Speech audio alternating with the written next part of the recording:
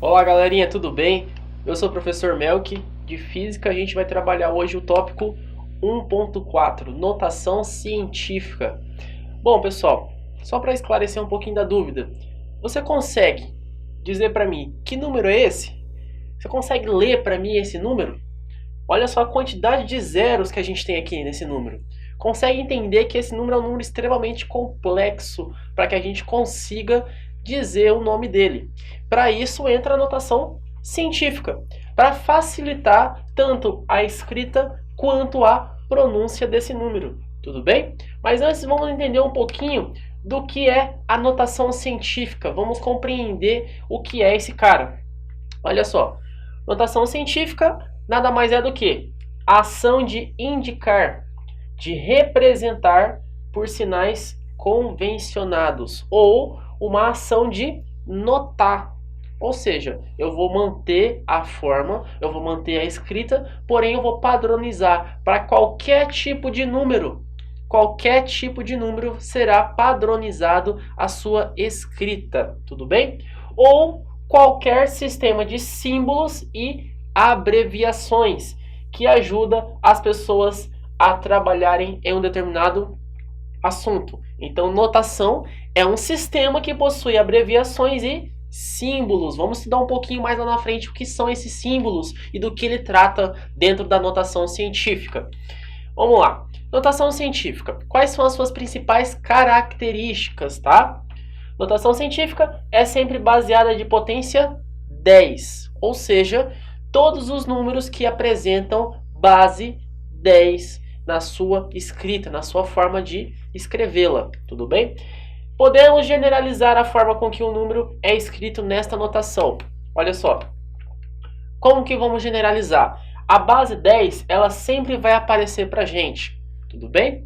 O B a gente chama de expoente, tá? Ou de ordem ou grandeza. Então a gente tem grandeza terceira, grandeza sexta, grandeza nona, e cada grandeza vai ter um nome, tá? Vai receber um símbolo a esse nome e a gente vai entender um pouquinho como que isso vai funcionar. O A gente chama de mantisa, tudo bem? É o númerozinho que aparece na frente da base 10. Esse A pode ser sempre maior que 1 ou igual a 1 ou menor que 10, tudo bem? Olha só, maior ou igual a 1, que o valor de A pode receber, e sempre menor que 10. Professor, se eu colocar 10 aqui no lugar do A, tá correto? Não, vai estar incoerente, vai estar errado. Por quê? O A só pode receber uma única casa, tá? Então sempre vai ser de 1 a 9. Não pode ser um valor com duas casas. Por exemplo, 23. Não posso, porque vai ser maior do que 10 e ele só pode ser menor que 10, tá certo? Bom, como que a gente pode utilizar esse cara? Olha só, aqui na frente é o fator. Então, na prática, a gente vai colocar o fator ou a mantisa aqui na frente. Vamos colocar um sinal de multiplicação, ou um ponto, ou um x, tá? A base sempre vai ser 10. E o nosso expoente vai ser quem? O valor que vai estar aqui em cima. Ele pode ser tanto positivo como um expoente negativo, tá certo? Tanto um expoente positivo ou expoente negativo. E o número que tem que estar aqui sempre vai ser entre 1 e 10. Ou seja, pode ser maior ou igual a 1 ou menor que 10, tá? Já a ordem de grandeza, ela pode ser qualquer número inteiro. Tudo bem? Qual que é a ordem de grandeza desse número? A gente tem que determinar primeiro o seguinte: onde encontra-se a vírgula? Onde a nossa vírgula está? A vírgula está aqui, olha só, entre 0 e o 6. Aqui é onde está a nossa vírgula. Então a gente precisa definir quantas casas antes da vírgula nós precisamos andar para conseguir escrever esse número em notação científica, beleza? Como nós vamos conseguir ponderar isso? Olha só, a vírgula está aqui. nós vamos precisar andar para a esquerda. Por quê? Esse número ele é um número maior que zero. Tá? Então, se a gente for ler esse número, a gente tem aqui, ó, 149.597.870,691. Para esse caso, a vírgula vai andar uma casa, 2, 3, 4, 5, 6, 7, 8. Tá? A gente vai andar 8 casas. Portanto, como que esse número vai ficar escrito? Olha só, 1,49. Por que 1,49? Porque olha só, a gente tem que trazer a vírgula para cá. Só posso deixar um número sempre igual ou menor que 10. Então, o A, que seria esse valor aqui, ó, olha só, o A tem que ser maior ou igual a 1 ou menor que 10. Voltando lá, olha só, o 1 aqui. Esse 1, ele está sendo o quê? Igual. Então, esse aqui é o meu valor de A. Tá? A vírgula encontra-se à minha direita do 1. Então, 1,49. Entendidos? Eu só posso deixar uma casa, tá? E eu tenho que colocar a vírgula depois dessa uma casa. Vezes 10 elevado à oitava. Esse 8 aqui, pessoal, ele vai representar a quantidade de casas que nós andamos. Então, vamos lá? Uma casa, 2, 3 casas. 4, 5, 6, 7, 8. Ele andou 8 casas. Quando ele andou 8 casas, a gente vai colocar no expoente. Se eu ando casas à minha esquerda, eu coloco um expoente positivo. Se eu ando casas à direita, eu coloco meu expoente negativo. Tudo bem? Como a gente vai aplicar a notação científica? Onde isso vai aparecer? Então, pode aparecer lá na química, número de Avogadro, tá? A gente pode trabalhar unidade de massa atômica também na química, porque a massa atômica é um número muito pequeno, muito ínfimo. Para a gente conseguir representar esse número muito pequeno, a gente utiliza a notação científica para facilitar a nossa compreensão e a escrita, tudo bem? Sistema Internacional de Unidades também utiliza a notação científica, como por exemplo a massa. A massa da Terra é uma coisa muito grande, muito complexa, um número muito extenso. E aí a gente utiliza a notação científica para reduzir esse cara. Então, aplicações dentro do sistema internacional. A gente vai ter símbolos. Lembra lá no começo da aula que eu falei para vocês que a gente vai utilizar nomes e símbolos? Aqui a gente tem o nome Y, né? O iota, o nome iota e o símbolo pelo Y, tá?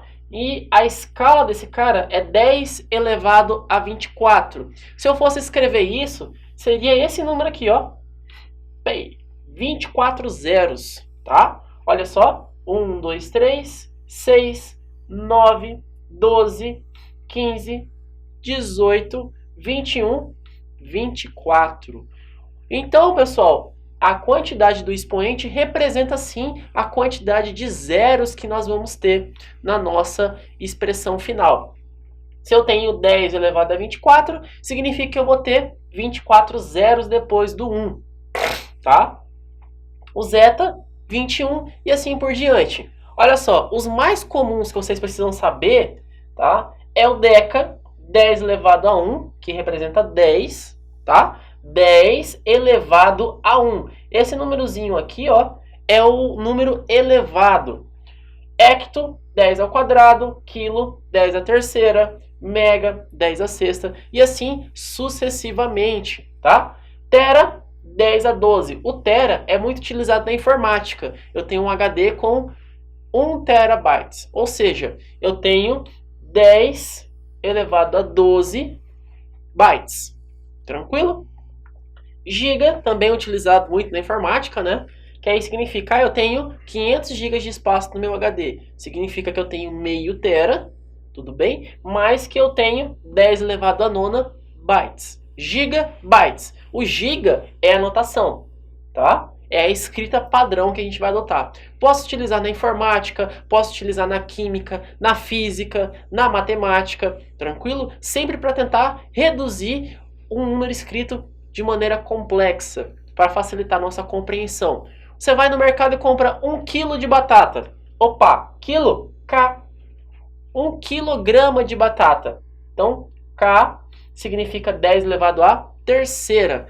Então, quilo é a notação para 10 elevado à terceira, que representa 1000. Então, 1 quilograma tem 1000 gramas, devido à notação K. Tudo bem? A gente chama isso de múltiplos e submúltiplos, que a gente vai trabalhar um pouquinho mais lá na frente. Expoente elevado a zero. Como assim? Aqui eu tinha os números acima, tá, de zero, ou seja, números positivos. 1, 2, 3, 6, 9 e assim por diante. Só números positivos, ou seja, expoentes positivos, tá? Aqui a gente tem o 10 elevado a zero. Então, 10 elevado a zero recebe o nome de 1. Então, ele não tem nome, tá? E os números negativos. Os números negativos são o dec, o cent, o mili. Esses números são os números negativos, ou seja, 10 elevado a menos 1, 10 elevado a menos 2, 10 elevado a menos 3 e assim sucessivamente, tá? Olha só, 10 elevado a menos 1 expressa um número decimal. Então, toda vez que tiver negativo no meu expoente, vai expressar sempre um número decimal. Olha só, 10 elevado a menos 9 é representado pela letra N, minúsculo, tá, pessoal? Que vai ser nano. Então, o nome dele é nano, símbolo N. 10 elevado a menos 9, aqui a gente tem a representação decimal. Tá vendo que é um número muito pequeno? 0,0000001. Um número muito pequeno. Para a gente conseguir representar isso, a gente vai trabalhar a vírgula. Então, quando eu ando com a vírgula para a direita, o meu expoente fica negativo. Olha só, uma casa, 2, 3, 4, 5, 6, 7, 8, 9. A vírgula sempre tem que ficar, pessoal, à direita do número inteiro, tá? Sempre maior ou igual a 1 e sempre menor que 10. 1 está dentro dessa regra. Ah, professor, se fosse 23 aqui no final, eu só poderia pegar o 2. Então, seria 2,3. Tá certo? Eu não posso colocar dois números aqui na minha mantisa, tá? Somente um único número e sempre maior ou igual a 1 ou menor que 10. Tranquilo? Mas, professor, ele é um número decimal. Esse cara é um número decimal. Como que eu vou fazer para que ele seja representado decimal? Eu utilizo o expoente negativo. 10 elevado a menos 18. E assim sucessivamente. Tranquilo, pessoal? Por enquanto, essa tabelinha aqui, ó, é importante porque alguns enunciados vão trazer para você um exemplo. Eu fui e comprei 1 quilograma de batata. Se eu perguntar para vocês quantas gramas de batata tem, vocês vão pegar o quilo, que é 10 a terceira, e vão trabalhar. Ah, a minha seringa tem um volume de 2 dml. Aí vocês têm que saber o quanto que isso vai ter. Entenderam? Ah, eu tive miligramas, ml, miligramas. Tudo bem? E assim por diante. Por quê? Vai auxiliar vocês a trabalhar com múltiplos e submúltiplos. Então, pessoal, a gente conseguiu entender um pouquinho mais do que era a noção, tá, de notação científica, como que a gente trabalha para padronizar ela, como que a gente vai trabalhar com a base 10 e espero vocês na próxima aula. Qualquer dúvida, só dá um replay e aí a gente está sempre por aqui. Até mais, pessoal!